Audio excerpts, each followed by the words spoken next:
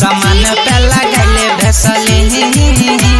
जगह पे लगैले भेसलीन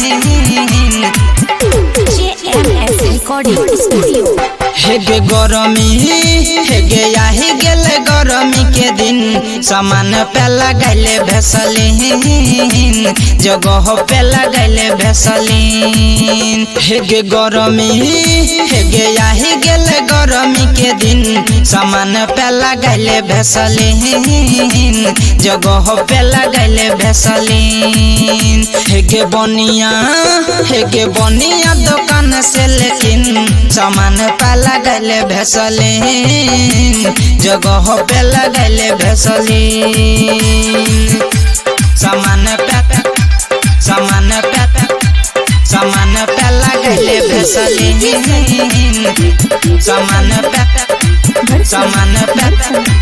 सामान पे लगैले भेसलीन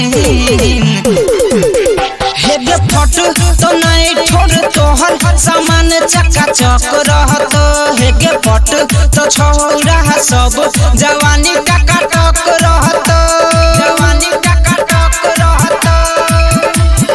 हेगे फट तो नहीं छोड़ तोहर सामान चकाचक रहत हेगे फट तो छौरा सब जवानी टकाटक रहत हेगे हमारा से लेना छौड़ी किन सामान पे लगैले भेसलीन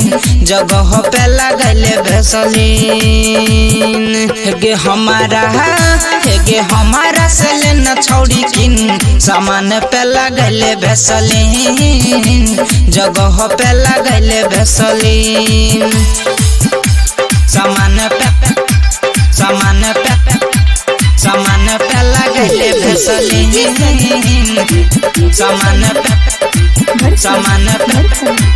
सामान पे लगैले भेसलीन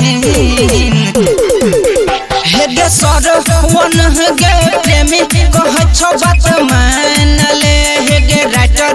पहपू के छौरी तू दबा हेगे जान ले हेगे सरवन हेगे प्रेमी कह छो बात मान ले हेगे राइटर पहपू के छौरी तू दबा हेगे जान ले हेगे कुंदन से तू मिल सामान पे लगैले भेसलीन जगह पे लगैले भेसलीन हेगे हमारा से लेना छौड़ी किन सामान पे लगैले भेसलीन जगह पे लगैले भेसलीन JMS Recording Studio।